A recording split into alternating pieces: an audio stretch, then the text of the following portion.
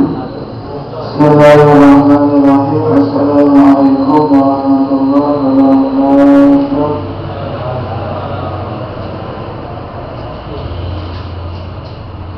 Alhamdulillah, wassalatu wassalamu ala rasulillah wa ala alihi wa sahbihi wa man wala. Wa la hawla wa la quwwata illa billah. Qala rabbi shrah li sadri wa yassir li amri wahlul 'uqdatam min lisani yafqahu qawli, amma ba'd.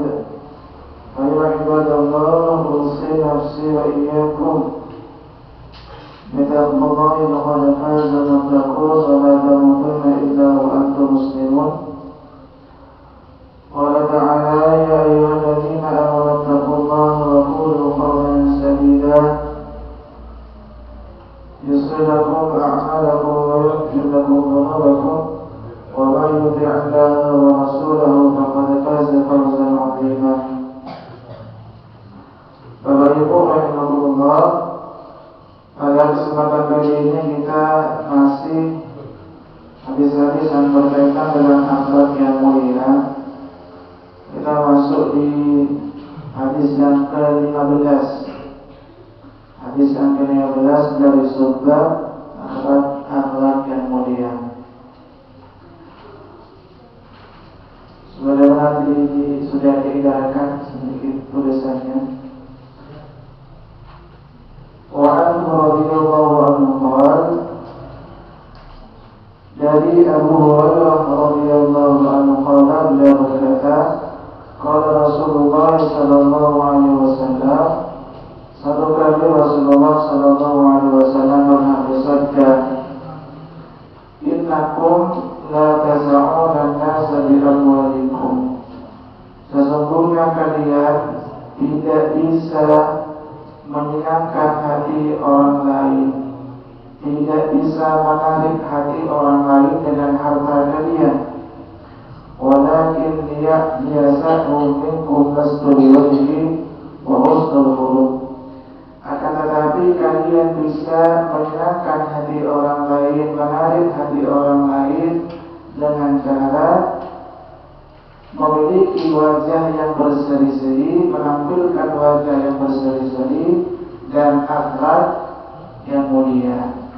Hadis riwayat Abu Ya'la. Jadi Bapak Ibu rahimahullah, Nabi kita Muhammad sallallahu alaihi wasallam menyebutkan bahwa harta itu pada dasarnya tidak bisa melembutkan, melunakkan, menarik hati seseorang, menarik simpati, empati seseorang. Tetapi yang akan menarik simpati, menarik hati kita, empati, dua hal kata Rasulullah. Yang pertama adalah wajah yang berseri-seri, dan yang kedua akhlak yang mulia. Jadi ini sudah jelas sekali Bapak Ibu, kita kata Rasulullah tidak bisa membeli hati seseorang dengan harta, dengan kekayaan, tapi bisa membeli seorang orang dengan 50.000 atau 100.000 hasil karya. Tapi pada dasarnya harta itu kata Rasulullah tidak bisa melunakkan, menjinakkan, membuat kita simpati. Yang paling potensial adalah dengan cara kita tampilkan wajah yang ceria, wajah yang berseri-seri, dan akhlak yang mulia. Bapak Ibu rahimahullah, sebagaimana yang sudah kami tulis di edaran itu, berkaitan dengan hadis ini ada setidaknya 3 poin yang mungkin perlu kita perluas. Yang pertama, Bapak Ibu rahimahullah, hadis tersebut menganjurkan kepada kita atau memberikan anjuran kepada kita dan menjelaskan tentang keutamaan menyenangkan, menggembirakan hati orang lain. Jadi kita dianjurkan dalam Islam untuk membuat orang lain itu senang, bahagia. Nyenangnya ya kalau salah. Makanya kata Rasulullah SAW, Rasulullah menyebutkan, Inna habbal a'mali ilallah ba'da al-fara'ili idkhalus surur 'alal muslim. Sesungguhnya amal yang paling dicintai oleh Allah Subhanahu wa ta'ala setelah melakukan perkara-perkara yang wajib ialah menggembirakan muslim yang berusaha untuk membuat orang lain itu bahagia. Itu amal yang dicintai oleh Allah Subhanahu wa ta'ala setelah kita melakukan beberapa kewajiban di dalam Islam. Setelah kita sholat, setelah kita berpuasa, setelah kita zakat, setelah kita meninggalkan zina, meninggalkan mencuri, meninggalkan korupsi dan seterusnya. Kemudian setelah itu amal yang dicintai oleh Allah, kita berusaha untuk selalu membuat orang lain itu bahagia. Maka dalam hadis yang lain Rasulullah SAW yang sering kita sampaikan, kata Nabi, "Man nafasa 'an mu'minin qurbatan min qurbi dunya, nafasallahu lahu qurbatan min qurbi yaumil akhirah." Barang siapa yang menghilangkan satu kesusahan orang mukmin di dunia, maka Allah akan menghilangkan berbagai macam kesusahan orang itu kelak di hari kiamat. Bayangkan kita menghilangkan satu kesusahan saja yang dialami oleh orang mukmin, ternyata Allah balas dengan menghilangkan kesusahan yang mungkin akan kita hadapi kelak di akhirat. Itu tidak ada hadisnya di tulisan kami ya, tidak masalah. Kemudian Bapak Ibu rahimahullah, ada hadis yang kedua berkaitan dengan menyenangkan, membuat orang lain berbahagia. Kata Rasulullah SAW, "Habbun nasi ila Allah Ta'ala anfa'uhum linnas."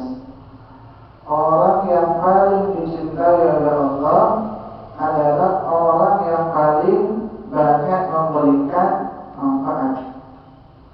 Wa ahabbul a'mali ila Allah Ta'ala sururun tudkhiluhu 'ala muslim.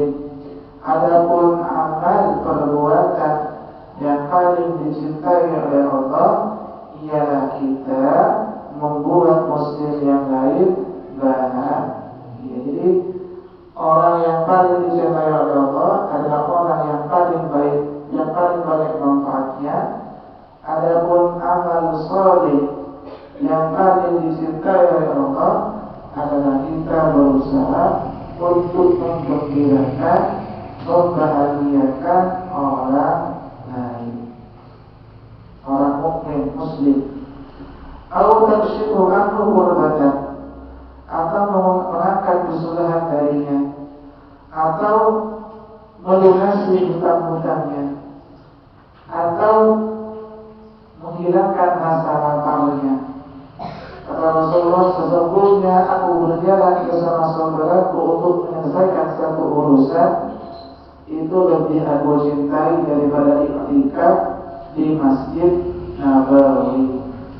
Bayangkan Rasulullah itu menyelesaikan satu urusan orang mukmin, itu lebih Rasulullah cintai daripada beriktikaf 1 bulan penuh di Masjid Nabawi. Padahal sholat di sana berlipat-lipat gitu ya, daripada sholat di Baitul Sakinah gitu. Artinya berlipat-lipat. Tapi ternyata iktikaf di Masjid Nabawi sekalipun tidak mampu mengalahkan keutamaan dari orang yang menghilangkan satu kesusahan orang. Ini luar biasa. Jadi dengan begitu orang yang kita bantu itu akan berbahagia, senang.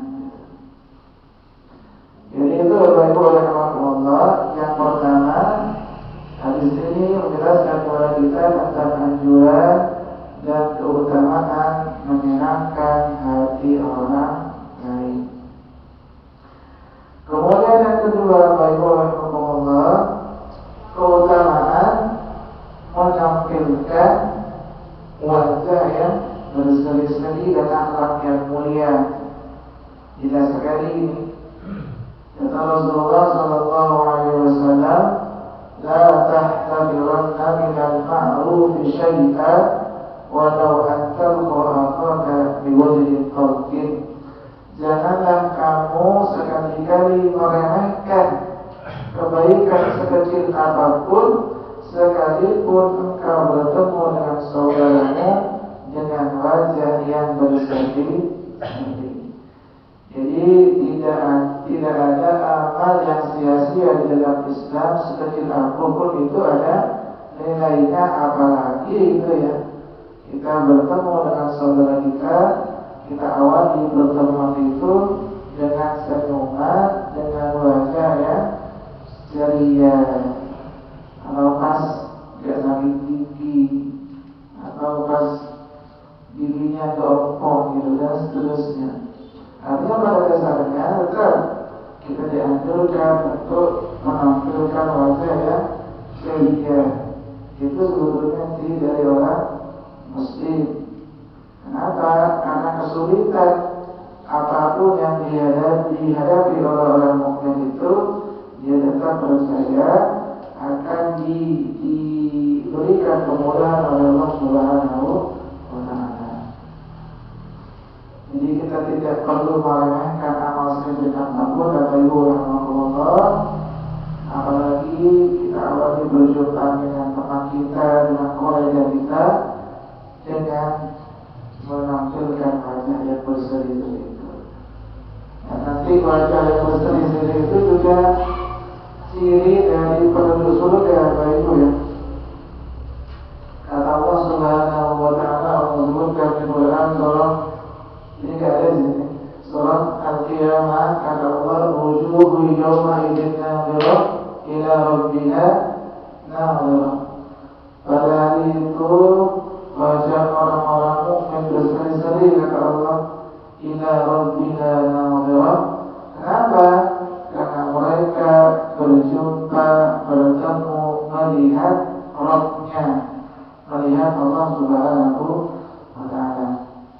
Senang ceria, wajahnya berseri-seri. Gimana kalau nggak pakai skincare gitu? Tidak begitu juga gitu. Jadi tidak harus, jadi berseri-seri ini tidak harus pakai skincare atau glowing ya, itu juga Bapak Ibu ya. Kita lakukan ya, malah kalau wajah glowing malah perlu dicurigai gitu. Glowing ya. Kemudian Bapak Ibu rahimahullah, berkaitan dengan wajah yang berseri-seri ini juga hadis yang berikutnya yang dituliskan itu ada testimoni dari sahabat Nabi yang bernama Jabir. Kata Jabir, "Ma hajabalin Nabi sallallahu alaihi wasallam mundu aslamtu wa la ra'ani illa tabassama bi wajhi." Kata Jabir, tidaklah Rasulullah melihatku kecuali Rasulullah akan menampakkan senyum kepada aku. Jadi kata Jabir ini pengakuan dari Jabir ya Bapak Ibu ya, sahabat Nabi. Sahabat Nabi itu ya, sahabat dekat juga dengan Rasulullah. Tidaklah Rasulullah itu bertemu denganku, melihatku, kecuali Nabi akan menampakkan senyum kepada senyum Nabi. Dan senyum itu termasuk sedekah Bapak Ibu ya. Kata Nabi sallallahu alaihi wasallam di hadis berikutnya itu, "Tabassuka fi wajhi akhika laka shadaqah." Senyummu terhadap saudaramu itu bernilai sedekah. uang kepada infak, itu juga insya Allah sedekah. Termasuk juga ternyata berbagi ilmu juga sedekah, bahkan berbagi senyum juga sedekah. Tapi kita Bapak Ibu juga harus tahu kondisi juga gitu ya. Kalau pas anak-anak gadis usia 20 tahun senyum kepada laki-laki itu gak juga gitu ya, intinya tetap kepada mahramnya. Atau ibu-ibu udah menikah senyum kepada suami orang gitu, pasti ada orang juga, itu juga betul dilihat kondisinya. Tapi pada dasarnya hukum asal dari senyum terhadap saudara kita itu adalah bernilai sedekah. Jadi itu Bapak Rahmatullah berkaitan dengan keutamaan menampilkan wajah yang berseri-seri. Kebalikannya Bapak Rahmatullah, kita dilarang di dalam Islam itu untuk bermuka masam. Bermuka masam, kata orang Manggur apa air kayaknya. Jadi apa ya, bermuka masam. Bahkan Rasulullah SAW sendiri pun sempat ditegur oleh Allah Subhanahu wa Ta'ala ketika Rasulullah sempat berpaling dari salah seorang sahabat beliau. Allah kisahkan itu di Quran surah Abasa ya. Allah katakan Abasa wa tawalla an ja'ahul a'ma al-ayah. Dia Muhammad bermuka masam dan berpaling ketika ada orang buta ingin bertemu, minta nasihat, minta berbuat. Walaupun sebetulnya pada saat itu Nabi sedang menerima pembesar Quraisy. Ternyata ada seorang sahabat Nabi yang bernama Abdullah bin Ummi Maktum. Beliau seorang laki-laki buta. Beliau meminta nasihat kepada Rasulullah. Pada saat itu Rasulullah masih mengadeni orang kafir yang sempat diajak dialog oleh Rasulullah SAW. Ternyata saat itu Rasulullah tidak mau berpaling, lebih cenderung mengadeni orang pemuka Quraisy itu. Ternyata saat itu Rasulullah pun tidak bayangkan ada ibu Rasulullah setelah Rasulullah SAW, kalau sekalipun beliau bermuka masam gitu ya, ternyata ditegur bahkan oleh Allah Subhanahu wa Ta'ala. Sekali itu, apalagi kita bukan Nabi, bukan Rasul. Seandainya ada ayat lagi gitu, ini mungkin kita ditegur berulang kali. Itu karena tidak ada ayat lagi gitu ya. Maka tetap kita perlu menyadari bahwa cukuplah ayat itu menjadi surah Al-Baqarah jadi menjadi peringatan bahwa tidak layak bagi kita sebagai umatnya Rasulullah SAW untuk bermuka masam, menyombongkan diri dan seterusnya. Kemudian Bapak Ibu rahimahullah, adapun satu di antara keutamaan memiliki akhlak yang mulia adalah kita akan bersanding dengan Rasulullah SAW. Disebutkan juga dari Jabir radhiyallahu anhu, satu kali Rasulullah SAW pernah bersabda, Inna min ahabbikum bilayli wa akhrabikum minni majlisan yawmal qiyamah ahasinakum akhlaqa. Sesungguhnya orang yang paling aku cintai, orang yang paling dekat tempat duduknya denganku nanti kelak di hari kiamat, ialah orang orang yang paling baik, paling bagus akhlaknya. Jadi orang-orang yang baik akhlaknya, dia amanah, dia jujur, dia apa lagi? Dia tidak berkhianat, termasuk dia menampilkan wajah yang berseri-seri, tutur kata lemah lembut, atau orang yang mulia yang lain dia miliki. Insyaallah orang yang seperti itu, alhamdulillah, adalah orang yang nanti dekat dengan Rasulullah SAW.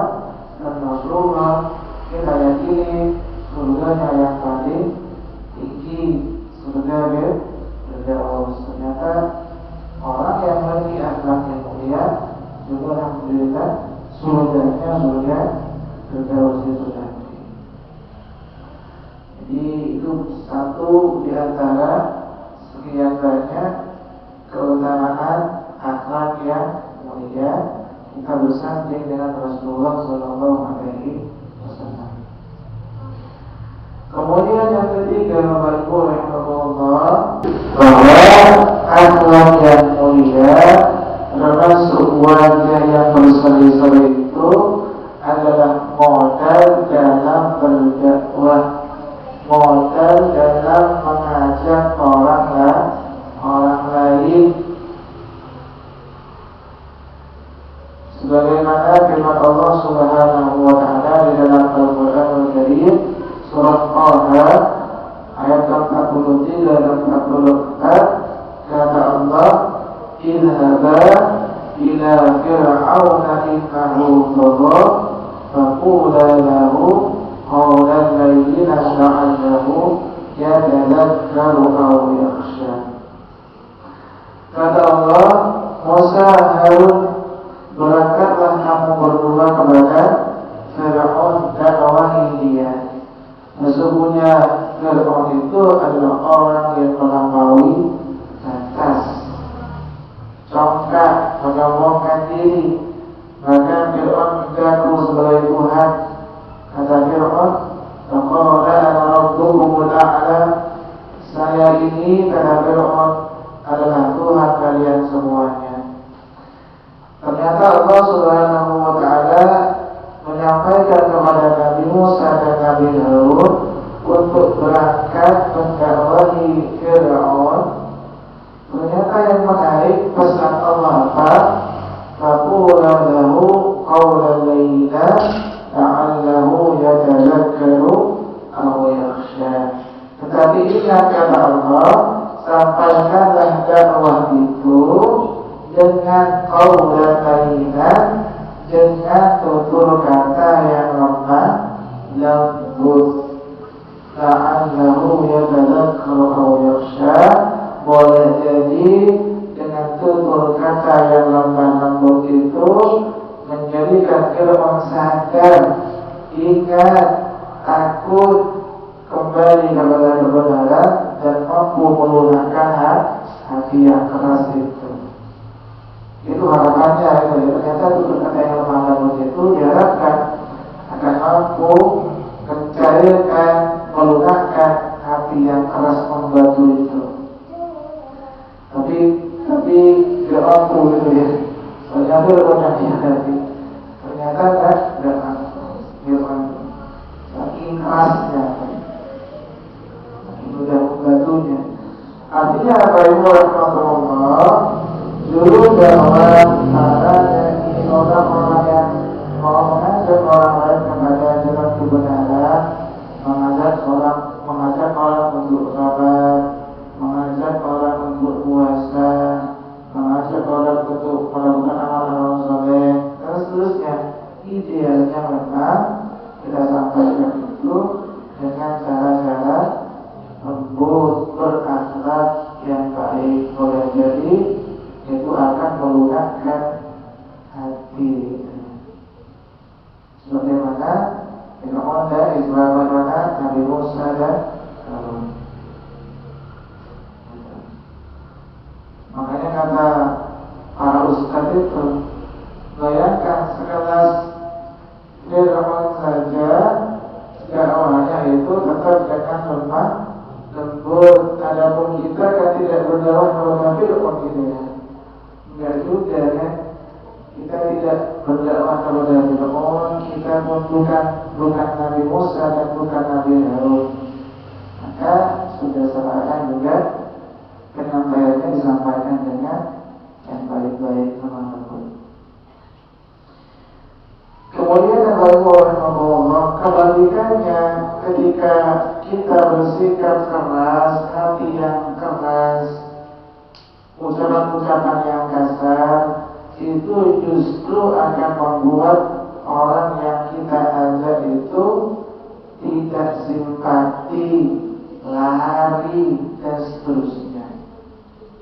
Sebagaimana firman Allah Subhanahu wa taala dalam Al-Qur'an surah Al-Imran surah ketiga ayat 159, kata Allah, "Fabima rahmatin min Allah ibtadahu walau kunta fadlan ghalidhal qalbi lanfaddu min hawlik." Al-ayat. Maka disebabkan rahmat dari Allah Subhanahu wa taala, kamu Muhammad bersikap lemah lembut terhadap mereka, terhadap sahabatmu. Sekiranya kamu bersikap keras dan berhati kasar, tentulah mereka sahabat-sahabatmu itu menjauhkan diri dari sekelilingmu. Bayangkan lagi ya baik rahmatullah, setelah Rasulullah SAW saja kalau menyampaikan dakwahnya itu tidak dengan cara-cara yang baik, justru pesan-pesan dakwah itu akan diabaikan, diabaikan.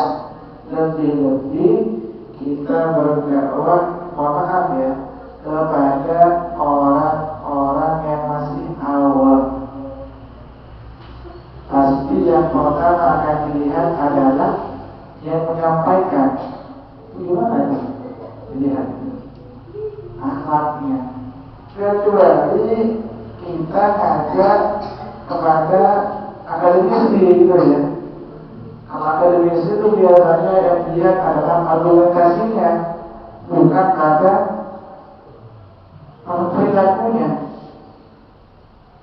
Ada orang yang jujur, ada orang yang amanah, baik, menyampaikan Islam kepada sarjana, kepada anak-anak doktorat, tapi argumentasinya nggak benar, keterima itu. Mesti kalau disampaikan kepada seorang akademisi. Tetapi kalau pesan Islam itu disampaikan kepada katakanlah orang-orang awam secara umum, yang pertama kali akan dilihat adalah akhlak. Dan yang disampaikan kalau pesan Islam itu disampaikan kepada akademisi itu, karena biasanya akan lebih mementingkan argumentasi gitu ya, hujah-hujah yang logis itu yang paling dilihat. Tetapi sangat-sangat penting juga gitu ya, kita berdakwah dengan akhlaknya mulia. Ad-da'watu bilhal. Jadi ada dakwah dengan perilaku, dengan harta, dengan ilmu.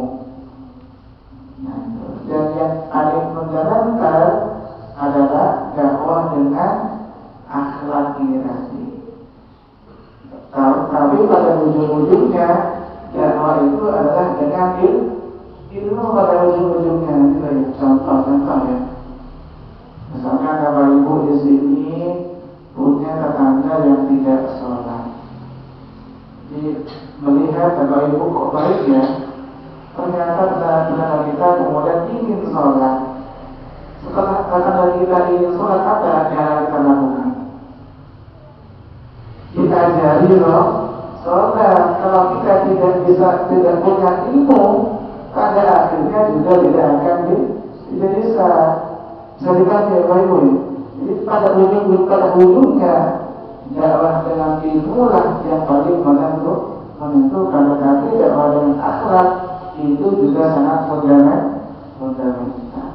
Makanya sampai saat ini kita bisa mengenal Islam karena dakwah Islam itu juga disampaikan dengan ilmu, banyak buku-buku, banyak kitab-kitab, banyak para ustaz yang mengatakan tentang ilmu.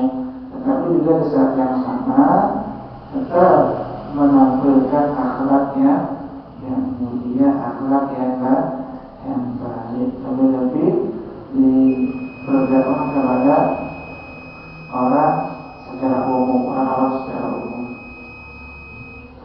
Jadi itu mungkin Ibu rahimahullah singkat yang bisa disampaikan. Setidaknya ada 3 poin yang bisa kita mulai pada kesempatan kali ini. Yang pertama, anjuran dan keutamaan menyenangkan hati orang lain. Yang kedua, anjuran dan keutamaan untuk menampilkan wajah yang berseri-seri.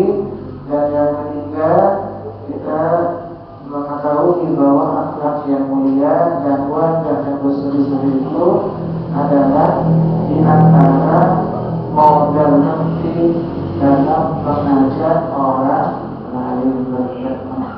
Semoga bermanfaat dan dijadikan amal ibadah daripada di Allah Subhanahu wa taala. Kita tutup dengan kafaratul majlis. Subhanallahumma wa bihamdika asyhadu an la ilaha illa anta astaghfiruka wa atubu